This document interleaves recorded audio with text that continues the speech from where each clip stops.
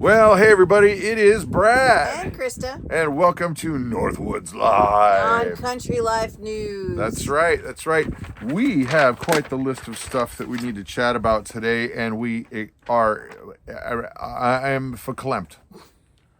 I'm completely Twitter-pated and frustrated because we've got some cool stuff to talk about, some actually stuff that's a little bit alarming, a little bit concerning, and then some fun things too. Farms, we're going to talk about the moisture. The levels of water are extremely not good right now. Nope. Yep. We're going to talk about bunnies, rabbits. Little Hudson-pfeffers. Oh, we got all kinds of good stuff. Ladies and gents, we're talking about cheese because, doggone it, look at me. It's delicious. I'm built for cheese. It is delicious. That's right. And we do encourage you to put comments down below.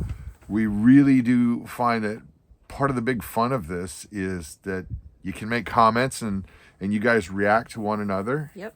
And so what do you want to talk about first, Mom? Well, let's talk about little bunnies. I like the little bunnies. I thought we were going to save that for second. Oh, okay, we can do that. Do you want to you've been harping on cheese. I do love cheese. I love talking about cheese. I love making cheese. I love eating cheese. It's so good. It is the cheese that binds us. He's not joking.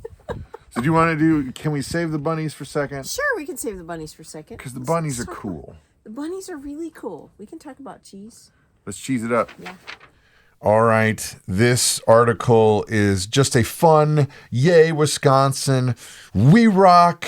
We have the best derriere in the country and way up high on the global scale of cheese making. You're so cheesy. It's good to know. So, where do you go from there? I don't know. I was trying to think of another cheese pun, but I couldn't think of any more cheese puns. I don't know. You guys put your cheese puns down below. Like, did you catch the Gouda thing? I caught the Gouda thing. So, it's so Gouda. That's all I got. Yeah, no kidding. That's all I got. All right. So, speaking of yay, Wisconsin, and of course, cheese, being the dairy state, you would think that there are lots of things here that make, well, what do you mean lots of things? Of course, there's lots of things here. That was silly. They're cheesy? They're very cheesy here. Yes, very cheesy here. And if Wisconsin were a country, which it is not, if it were a country, it would be the fourth largest in the cheese making worldwide cheese production by pounds, not per capita, by pound. Wisconsin alone makes, scroll down just you got to read the article. Of course. What to know about Wisconsin cheese industry, including how much cheddar is made and why we're so good at cheese making. Well, they're so good at cheese making because they have lots and lots of dairy cows. But Wisconsin produced 3.5 billion pounds of cheese in 2022. That is a lot of cheese. That's the equivalent to 8,700 Boeing airliners or 158 Eiffel Towers. What? Yeah, I know. It says it right there. Yeah, because I just randomly pulled those numbers out of my head. No, I was just trying to think who actually did the math on that. I'm not exactly sure how that worked. But okay. Just a guess on are those how much Boeing the Eiffel airliners loaded with fuel or are they empty? I don't know, nor do I care. Were there tourists on the Eiffel Tower? Because this matters. Probably not, honey. And, well, oh my heavens. I could keep going, but I'm not going to. All right, go ahead. So we're going to keep going. In 2022, Wisconsin led the nation in the production of specialty cheeses like cheddar, Munster, feta, Limburger. Cheddar's a specialty cheese? Apparently, it's a specialty cheese. I think Parmesan, that's kind of a staple. Romano, and provolone. Okay. Mozzarella and similar styles accounted for almost a third of the cheese by weight in production in Wisconsin. There's a lot of cheese here, according to the American USDA. And the Heart Association.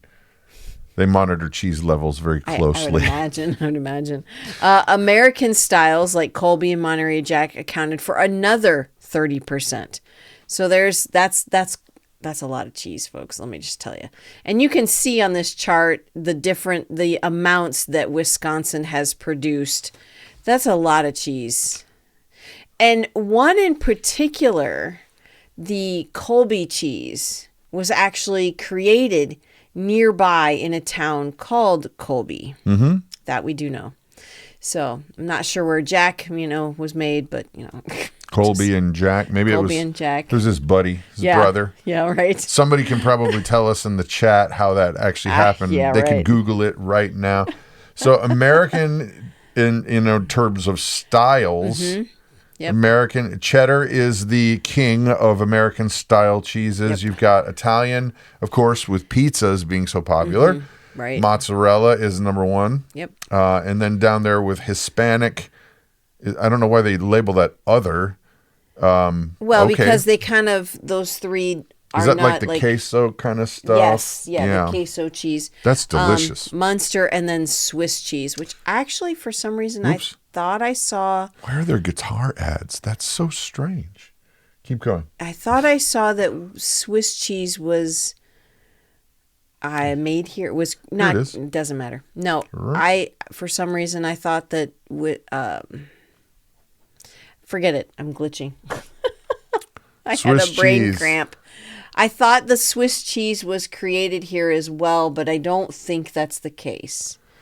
For some reason, I thought I saw in this article. They're literally telling you this is produced here. No, I meant like it was invented here, like the Colby Colby Swiss cheese. See, that's why I'm like, scroll down for me, just for. Where? Here, take the mouse. Here. You gotta assume control here. Why does Wisconsin...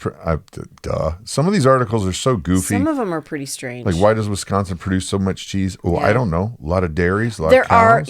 So by 1870, they had 54 cheese factories. Now there is nearly 1,200 licensed cheesemakers with over 600 varieties of cheese. Just in Wisconsin? Yeah. 6,000 dairy farms? 6,000 dairy farms with 1.28 million cows. So, I think the whole Swiss cheese thing, I'm not going to worry about it anymore. I don't remember where I saw it. Your theory has a bunch of holes in it. I think it does. So,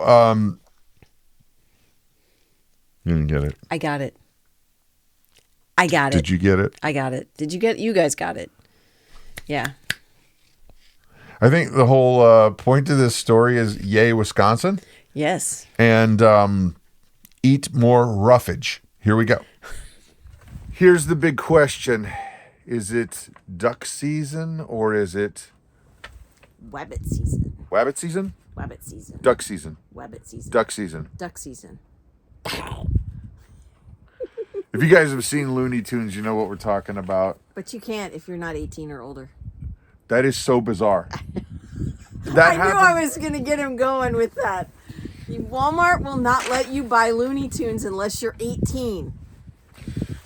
What? A couple months ago, I'm like, oh, cool. Looney Tunes cartoons on DVD. Right. And I was like, I want to have this as a physical copy. Yes. Because things are changing. Yes.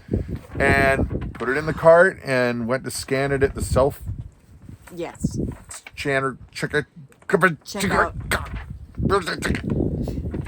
Glitch.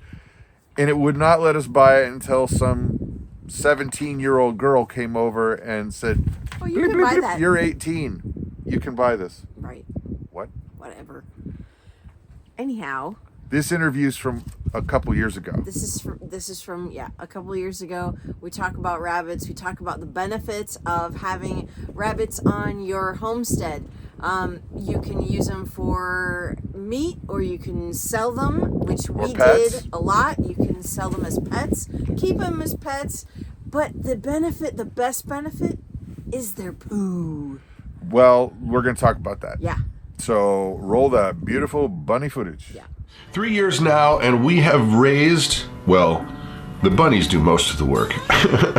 We have raised many rabbits. Many rabbits, yes. Over the last 3 years, we've probably had a good about 100 rabbits. Yep. And most of them we've sold. Yep. And most of them we have sold. The thing is this.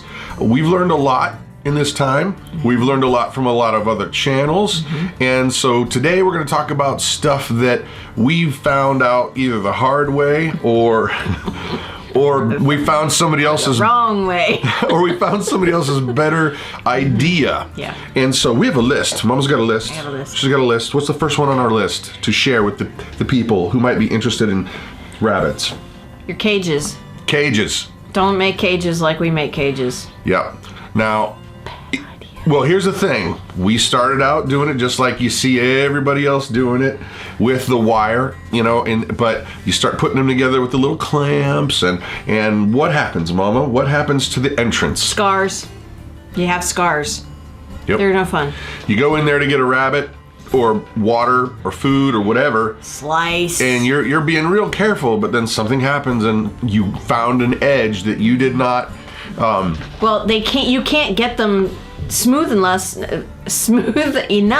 unless you use like a Dremel tool to smooth them all down, which we don't have. Well, and you can put some kind of guards on there. Wait, we did. But they don't work well. Is what I was gonna And the say. rabbits eat them. Yeah. So actually, the better built cages that we have found were found on J-Null Zero's channel. Yes, he's got some fantastic cages. He's using the powder coated closet shelving for his cages. He's got 2 bottoms, he's got 2 on the top, and then 1 on either side. And the top flips open and he can get into his cages. They're super easy to clean. You get the 1/2 inch wide. Well, and the poop drops down enough, but it's also not so wide of a space where it hurts the bunny's feet. Right, and their feet won't fall through. If you get the 1/2 inch wide, their feet don't fall through, the babies don't fall through, and it's perfect. Yep. Number 2 on our list of, man, I wish I would have known that. Well, this kind of goes with the last one. Always wear a long sleeve shirt and gloves. Yep. Why? Always. Why, Mama? Well, if you go to pick up your rabbit so that you can move him or her to another cage or another, like an outside tractor, they don't flip out and claw you to death. And I actually have some scars on here that are like permanent scars. And you don't think much about it, right? But just wear clothing that's going to protect you. Even if the animal's docile, the thing is this, that anything can spook a rabbit. Oh, yeah, anything. And, I mean, it could just be a flicker of sunlight, and they just wig out, and they go nuts. And if you don't hold them right, then they'll wig out and, claw you to death. No, trust me, I've got many scars. So suit up, ladies and gentlemen. You're going into battle. Number 3, Mama, what we got? Okay, when breeding your rabbits. Ooh, do tell. Oh, my Lord. When breeding your rabbits, always take your girls, your does, to the buck's house. Girls, go bunny, to the boys. Bunny booty call. It goes to the boy's house. Because if you take the boy to the girl's house, they will be too busy sniffing around and checking out their cage when they need to be getting busy. Right. And the female will get irritated with that boy a lot quicker. And let's just say that there are instances of rabbits biting other rabbits' parts off. It's not nice. So what you want is the boy to get down to brass tacks. Bam. We probably should put a warning up. This is not a We've been cool. Relatively kid friendly. We've been cool. Okay. So now here's a practical thing. When they go at it, you're going to let him stay in there because he's going to want to go at it more than a few times. When the boy rabbit is mating with the girl, you need to at least let that happen 3 or 4 times. And they call them drop-offs. I can't remember. I think that's what they're called. Sounds pretty cold. No. That sounds cold. No, where the Buck is doing his business and then he flops off. Yes, he does. That's normal. They just like, I'm done now. Yeah, it's kind of comical. But he may not have sealed the deal. Right, so you need to let that happen 3 or 4 times. And they'll kind of give you the impression when they're irritated with each other. Yeah, the girls will start pulling the boys' hair and... They bite. They bite. They're biters. They got big, nasty teeth. Okay. Tip number 4, baby. Oh, my goodness. How many more do we have? We got a few. We got chock full of information here. Okay, so after your breeding, the gestation, the time where the rabbit is pregnant is approximately 31 days. So when you get to day 28, that's when you need to put your box into your nesting box into the cage, and it needs to you obviously have to make sure that it fits through the cage door. That was a mistake that we made. Our cage doors were too small, and so I had to cut them larger. So your nesting box, which looks like this, needs to be about this size. It absolutely this is important. Has to have this lip on here. That reason being is because when the mama is done nursing the babies and the babies are still attached, she's going to jump out of here. She's going to jump, and so that the babies don't fall out when she jumps out, they kind of hit right here and stay in the nesting box. That way they stay warm and thus alive. Yes, which we... Now, you see that stuff all in there? That is rabbit hair. And hay. Yep. And what will happen about a day before mama gives birth, maybe a day or maybe 2. Even that day, she'll start pulling hair. She will pull her hair out to make a nest. Not all of her hair. A lot of rabbits have this little, they have a double chin. And they pull the hair from there and they put it in the nesting box and they make their nest with the hay on the bottom and then their hair on the top, and yeah. Well, and we got babies in there. There's babies in there, yes. Grab a baby. We got to show you the baby bunnies. They're so cute. Are these ones still looking like little mice? Yeah, they are. The hairless ones? Yeah. This litter came from one of our first-time mamas. And actually, a couple of these bunnies are spoken for to the Goin' Batty channel. They're going to start raising rabbits. Ooh, look at this one. This one's going to be pretty. Ooh, hold still. And you got to be careful. They pop. You have to be very careful. They'll jump. Pop like popcorn. There we go. Watch out. They might pee on you. That's okay. Look at this little guy right here.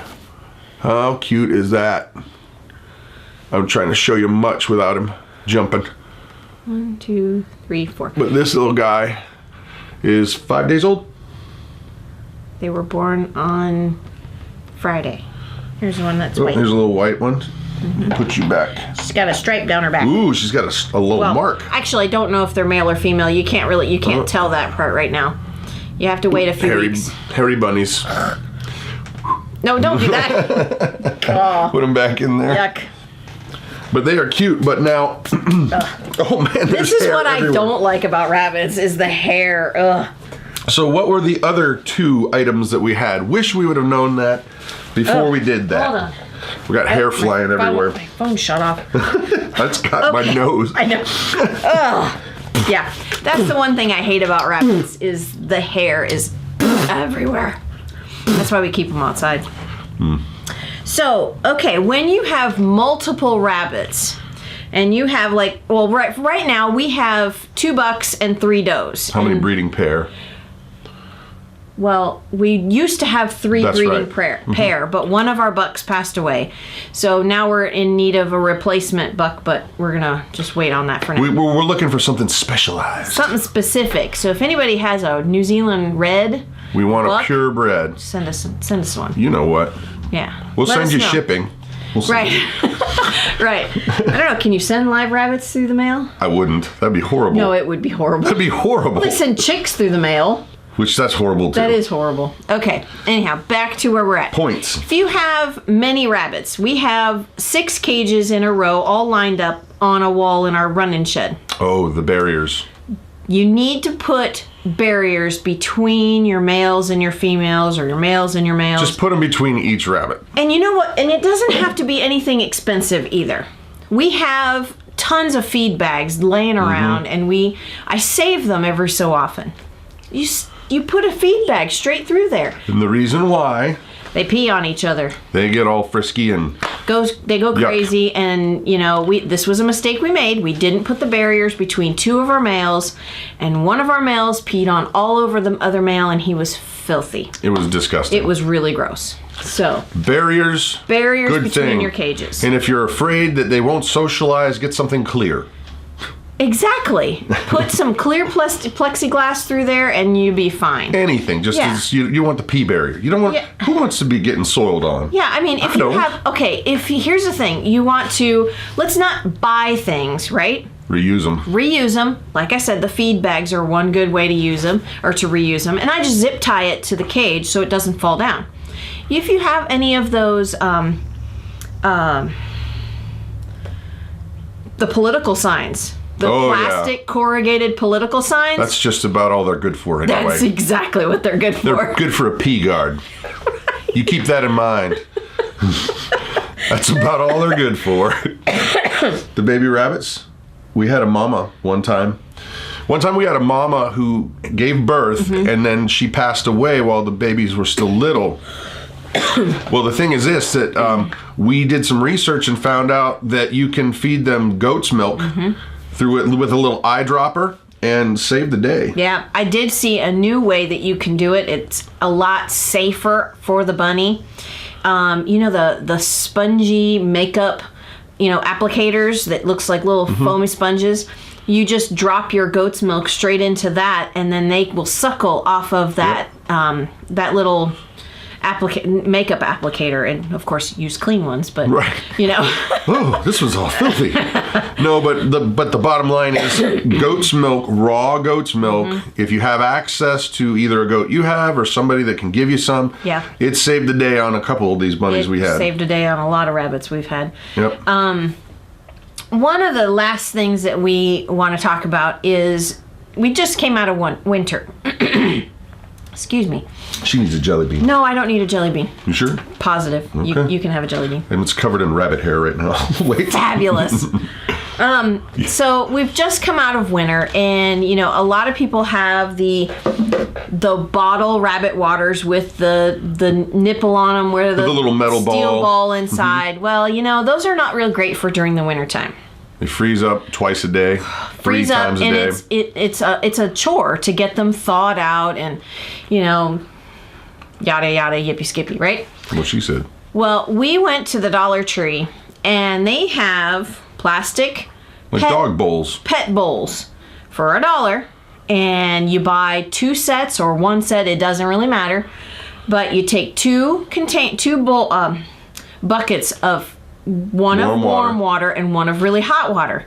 You take your frozen bottle or your frozen bowls, you put them in the hot water, and you get that ice out of there. Then you fill it with warm water and stick it back in the cage. Then they've got warm water to drink for several hours. Although today, while we were chatting about doing this video, I had a really cool idea that I have not tried out yet, but it sounds like a good idea, is take some smooth hot stones, put them in boiling water, or maybe even microwave them, depending on what the material is. Right. Put that down in those watering bowls, but make sure that it's way separated between the water's surface so the rabbits don't get in there and hurt themselves. Right. But those stones, a hot stone will keep that little bowl of water unfrozen for a much longer time. That's my theory anyway. Yeah, we're hoping to try that out soon. Oh, one more thing.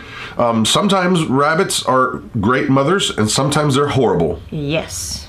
We had a rabbit that she gave us a good 10 different litters, and the last 3 litters, all but 1 or 2 of them died, and she would have 10 babies.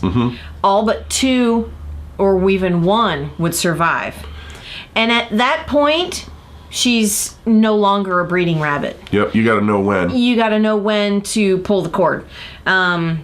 That's terrible. I'm sorry. No, not pull the cord. No, we're not saying you. No, you can, but we didn't. We actually sold her as a pet. Yep. Because she was a great rabbit. She was very friendly and very loving, but she was a terrible mom. But her body was having none of it anymore. No, well, and And you'll have rabbits that are just bad mothers. They'll kill their babies. Yeah. Oh, yeah. You've got to pay attention. And that one time with a litter like that, she's gone for something else. It's time to make her pet. Yeah. So those are a few things that we learned the hard way. Yeah. Yeah. And so learn from our mistakes, people. Yeah. I hope that. All right, so this next video section is not exactly the happiest, but I do believe that we give some insight and ideas on how maybe things can be better locally. Yes. Yeah, we do. So farms, unfortunately, are in decline. Yeah. Are on agriculture.com, and this is titled "The Smallest Number of U.S. Farms Since 1850," says Ag Census. Ma, please, if you don't mind. Just don't call me mother. She doesn't like that don't from... Like that. It's from Little House on the Prairie. Mother. Oh gosh, that is pretty rough. Yeah, it is. You guys do it. It's anyway. Kids do it to get your goat. Yes, they do. All right, so farm numbers have drifted slowly downward from around 2.5 million since the early 1970s after a 4-decade plunge that began in the 1930s. That makes sense. The United States is one of the agricultural powers of the world, has the smallest number of farms, 1.9 million. I keep hitting this. Since 1850, when there were only 31 states and 4 territories. Nearly 4 of every 10 farmers were over the age of 65 in 2022. When the data was collected. So then farm consolidation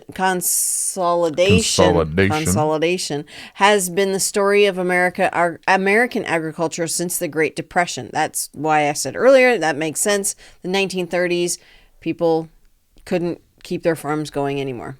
There were 6.8 million farms.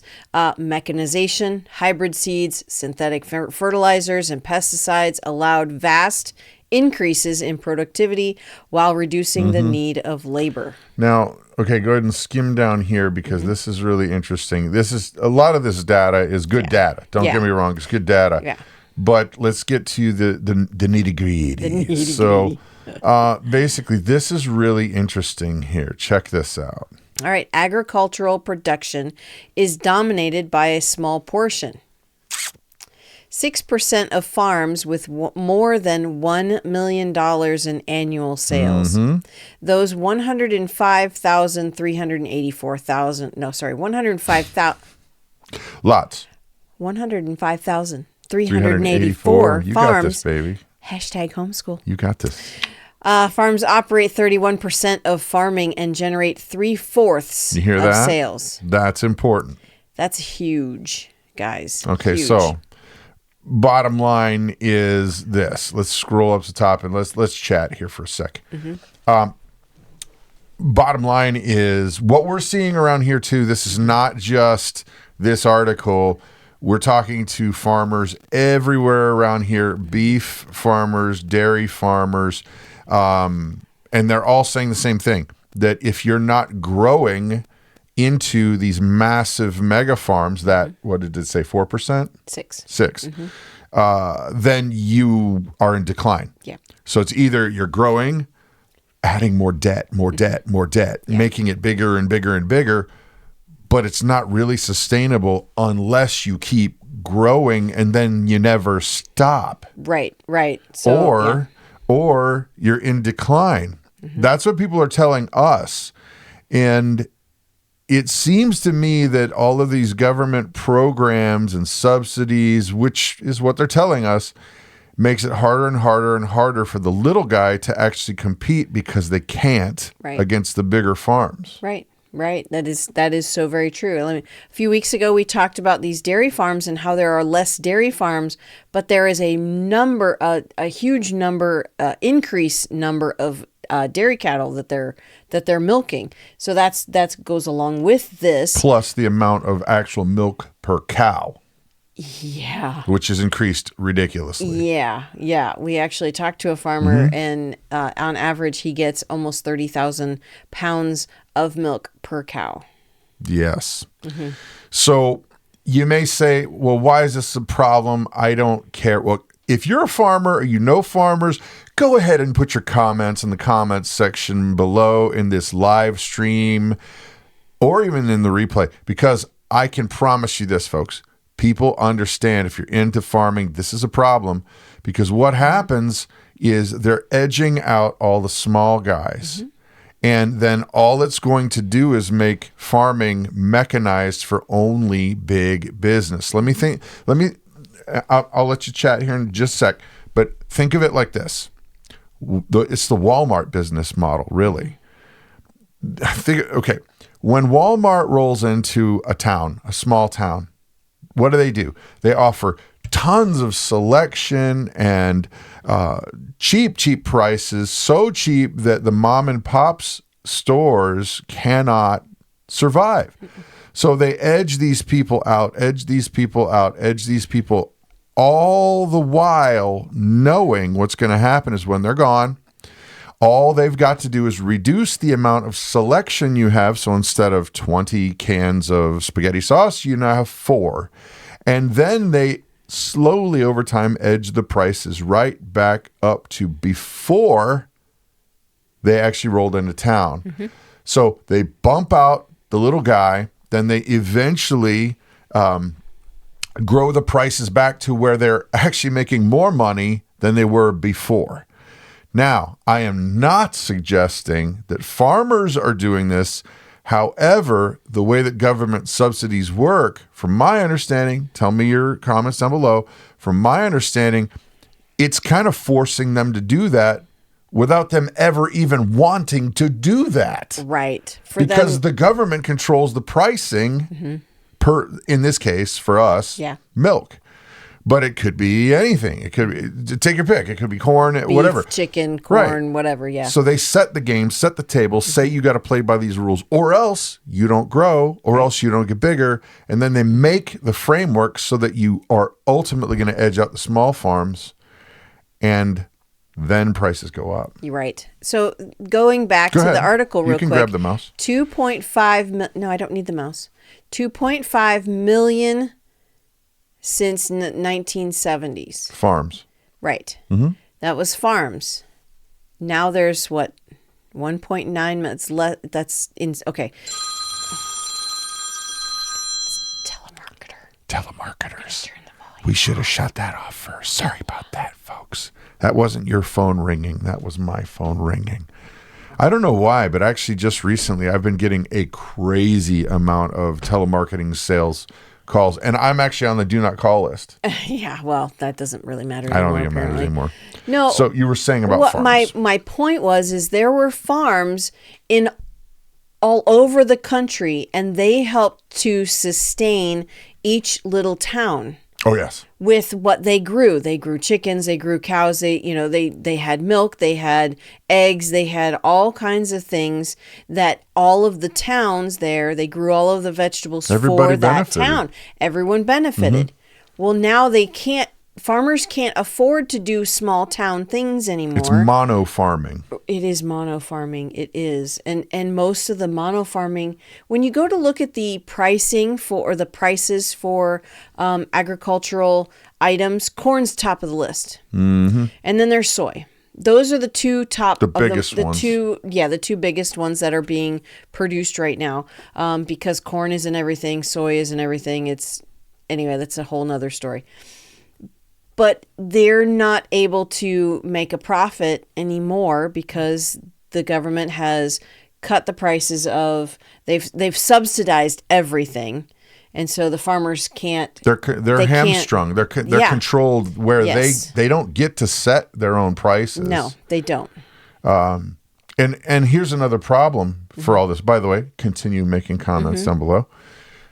Another problem as I see it is what happens if there was some kind of major hiccup in our country where this huge mechanized food system had a big road bump. What would happen if all of a sudden the pricing didn't work, or the farms couldn't get this there, or heaven forbid, what if there was some kind of a power grid issue and all this shuts down even for like a week? Yeah. All of this would be a big problem that small farms used to solve. Because if you had a small farm, that meant you could get beef, you could get chicken, you could get eggs, you could get cheese, you could get corn, you could get all the stuff from your local pockets of people. Yep. But these giant mono farms, what are you going to do? I need to go get 500 pounds of corn? Who needs 500 pounds of corn? Well, we do, but that's a different story. No, we don't. we don't generally use corn. Is delicious. Okay, we don't feed our animals corn. I'm teasing, of course. You're so funny. So funny. Doritos are delicious. Even though they've got all kinds of crazy chemicals. Yeah, exactly. So the point is that, okay, we talk about all of this farming thing to kind of bring it back to, hopefully it will encourage folks more to do more small town farms. Yes. That's CSAs, and get together with your local community and say, okay, what are you guys growing? What are you guys doing? What are you doing? And get together and just say and figure stuff out for your small town. Now, I do want to defend the farmers that have been put in this position where they have to keep growing. Sure. Because we need to be realistic and say, well, yes, the government may have put them in this position, and yes, the subsidies may have contributed a lot. However, we also need to understand that if you want to have affordable food on the shelves, what choice do they have? Right. They don't really have a choice. It's either do these things, or else guess what? That bag of Doritos, those delicious Doritos, will now be $6. Yeah. For a small one. I think they already are. Oof, but yeah. Are they? I don't know. Haven't bought Doritos in a long time. Yeah, I honestly don't remember. So, and again, since this is live, add your 2 cents, put it down below. I think that if we return to small farming, at least on a scale where there's several per community. Yeah. That if there's a hiccup, that it won't be as devastating, bad as it could be. Yeah, we need to get back to small farms, in small communities. All right. Yeah. Cool. Let's get your thoughts and let's continue on. Yep. Okay, ladies and gents. So here's the thing. Normally, big productions like this, or even small productions like this, or productions like this, Are they productions like this? I think so. Okay. Have some kind of sponsor. We don't. I think it's mainly because we're very picky with who wants to jump on board and say, hey, here's a product we have. And a lot of times we just don't feel right about pushing a thing that we're not 100% sure is honestly and truthfully going to be something that's good. Yeah, me especially, I need to be 100% invested in this, in whatever it is, before we'll push anything. Like it can't be just a piece of garbage and I'll just say, hey, look at this thing. No, I won't do that. So I can't fake it. Sorry. You guys may know me by now. I wear my emotions. Well, right here on my sleeve. Yep. Yeah. So if I don't like a thing, I'll tell you about it. It's pretty obvious. Speaking of that, that's where we're going with this. That a lot of the things that you think are going on, we don't really voice them out here on YouTube publicly. Why? One word, rhymes with rolls. The nice, cheesy, buttery ones? No, trolls. Oh, dang it. Trolls. Yeah. People always seem to want to tear you apart. And I don't care if they tear us apart. Well, I care if they tear her apart. I don't care if they tear me apart. But when they start messing with your kids, cannot do it. No. So we share a lot of what's going on, the behind the scenes stuff, on Patreon for one reason and one reason only. Trolls will absolutely be happy to tear you apart publicly if it's free. But if you charge $1 or even $5, they won't do it. They won't. So that They'll leave way, you alone. that way we can share with you guys who actually give a care about us, and we give a care about you, what's going on behind the scenes, and we don't have to deal with people picking on our kids. Yeah. Because it happens. Yeah, it does. So, that said, there is a lot of news about Iowa. There is a lot of news about Grace. You know our daughter Grace, cerebral palsy, miracle baby, awesome young lady now, who is a young lady now. She's 20, folks. She's almost 21. That is shocking to me, honestly. Just shocking. She's such a wonderful kid. I mean, young adult. That's true. She's just so sweet and so kind and just wants to help everybody. So, if you want to know more about that stuff, we can actually share a lot more openly there than we can here. Yep. And there's going to be videos coming up real soon about that stuff because we do have actual big news. We've been holding back because we don't know if it's for sure because it's been yes, no, yes, no, yes, no. Yes. And we're just praying that this one's a yes. Yeah. The roller coasters that we have been on, that Grace, poor Grace, has been on her whole life, have just thrown us through the ringer. Anyway. Yeah. You want to find out about that, you can go over to Patreon, and then we can share more freely. So there you have that. There is a link down below. I don't know. There is a link down below. There will be a link down below. There will be. So, all right, there it is. Let's get back with rabbits. Okay, folks. Colorado farmers begin 2024 with less soil moisture than 2023. Now, we have actually been kind of sounding a little bit of an alarm about this very topic in even these videos recently, in that we have been saying, look, there's not been enough snow. It's been so light, we're concerned that there's not enough moisture in the soil. And we've been talking with farmers about this very thing, and they have been saying some interesting things about it. Yep. And not just here, but farmers around in different areas around the country. This past summer for Wisconsin alone, we had some serious drought issues. The hay production was seriously lacking, and we actually, for us personally, had to start feeding our animals hay in June, when we don't normally start feeding until October. So, I mean, even, the grass that you would cut, we would, like scrape it up and give it to the cows. Which normally you just leave it. Well, and you wouldn't care. You only cut the grass all summer 5 times. It was very dry. It was so dry that our grass wasn't even growing, not even around our mound system. That's crazy. Usually that's like going nuts, but the grass is always greener. Yeah. Where the people are. Yeah. Yeah. But it has been, for Colorado to already say that they have less moisture in their soil than last year, that's not a good thing, folks. This is a recipe for more forest fires, more, not just forest fires, but just ground fires. Yes, that's a point that I actually had not really thought about. But there are all these fires happening all over the country right now. It's crazy, and lack of moisture in the ground. But I was actually thinking about the higher prices that are inevitable with hay. Because if it's not growing, guess what? Supply and demand, folks. Yep. That's how it works. Yeah. Actually, you know what? Put your area's price for a round bale down in the comment section. What it was last year. And what it is now. Well, right. Some areas don't have hay right now.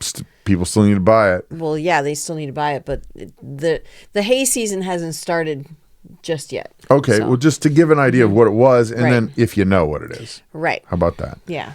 So prices of hay, that is going to be a big deal. And also, because if the prices of hay go crazy high, well, with the such narrow margins that farmers have to deal with, we've been told that a lot of people are considering which animals they're going to have to get rid of. Yeah, there's been a lot of talk about culling animals. And I say culling, that is butchering animals because they don't have enough food stores to feed those animals. There's so many ways that you can actually stretch your hay, but that's not the topic for today.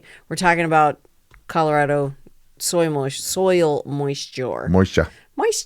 So, but there is one thing that is interesting about this. We read through the article.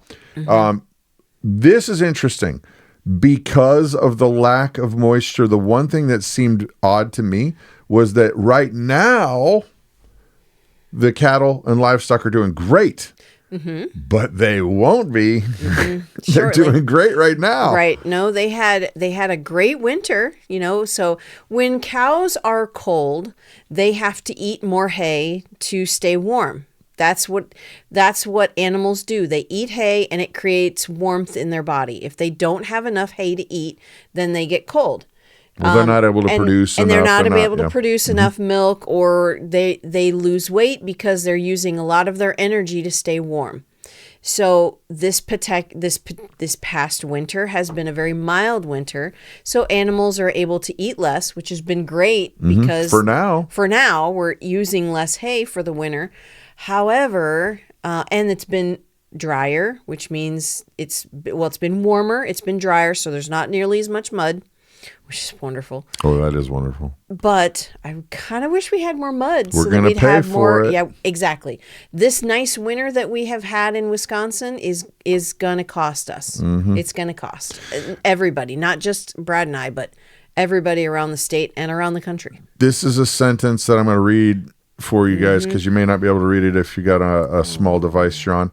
But check this out. This is Colorado. Drought.gov reports that 34 of Colorado's 64 counties currently have USDA disaster designations. That's now. That's not good. We need to be heads on a swivel, folks. Yeah. Watching, and doing your best to mitigate those conditions. Yep. Because not only are we talking fires, but we're also talking about the depletion of animals and farmers' ability to make money. Yes. If animals are not able to, if you're having to cull animals, the price of beef is going to go up. Yep. The price of dairy is going to go up. Yep. It's not a good thing, folks. So your thoughts down below, because we're seeing, look, these are just articles from other places in the country. Iowa. You bet. And Illinois. Kansas. Oh my Tennessee. goodness. Oh my goodness. You see this, guys? That's not good. All of that red, that dark red, that's serious drought, guys. Serious drought.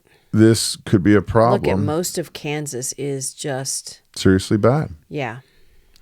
So, but I love for you guys to put your comments down below because I like to read them so we can communicate these things so people can at least be aware. And obviously you can't help if there's a natural disaster. It's good luck. But the point is that if you can mitigate circumstances, you may want to try and do some preparedness now. Right. If you guys know that if drought is coming, be on the lookout for hay or anything that you use to feed your animals. Now is the time to get it. Yeah. Joseph in the Bible, the ultimate prepper, right? Yeah. Yeah. Basically, ultimately saved his family and then Israel. And, even though he wasn't there by his own will, really, but that whole storing up. Stored up for 7 years, for 7 years of famine. Well, back to happy video. Ladies and gents, do not forget that if you want to go and support us on Patreon, we greatly appreciate that. Yes. That is where we dish all the stuff we can't dish here. Yeah. You were going to? Well, it's just to basically keep it to our closer friends and family. Yep. The inner circle. The inner circle, yes. So that said, we're going to keep chugging along because, folks, you guys seem to be really enjoying this content. And don't forget to thumbs up. Yep. Don't forget to like and subscribe because it really... truly helps our family out. It does. Yes. That's no joke. So that's it. I'm Brad And I'm Christa. with Country Life News, Big Family Homestead, and Northwoods Live. Yep. You guys, You guys have a blessed and amazing day. yeah.